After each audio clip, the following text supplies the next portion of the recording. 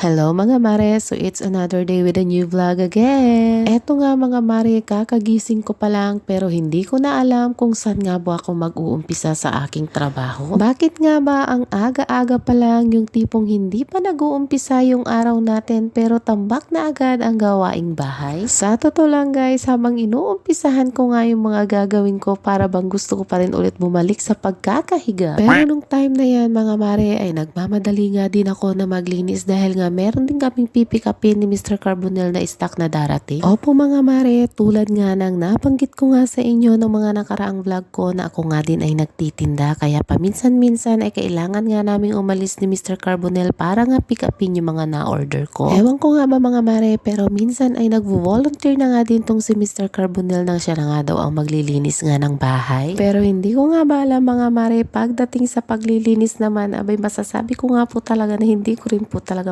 maaasahan si Mr. Carbonell. Hindi naman yung sa tamad siya mga mare pero hindi po akong kontento kapag siya talaga yung naglinis talaga. Siguro talaga mga mare ay mas nasanay nga talaga ako na kapag ako ang naglilinis kaysa kapag naglilinis nga si Mr. Carbonell. Saka kasi mga mare kapag si Mr. Carbonell ang naglilinis mga mare ay meron at meron talagang natitira na kailangan ko pang linisan. Dahil kapag siya ang naglinis ay yung kung ano nga lang yung nakikita ng kanyang mata ay yun nga lang talaga yung lilinisan nga niya mga mare. Kaya naman mga mare kapag siya ang naglilinis sinasabi nga niya sabihin ko na nga lang daw kung ano yung uunahin niya nang maiwasan na nga daw ang away. Paano nga naman mga mare meron yung naglinis kasi siya tapos sabi ko sa kanya naglinis ka na nga ba talaga parang hindi ka naman naglinis kasi dahil marumi pa rin naman yung mga nilinisan niya. Kaya naman mga mare para wala nang away na mangyayari abay si Jenebel Lalas na nga lang talaga ang maglilinis.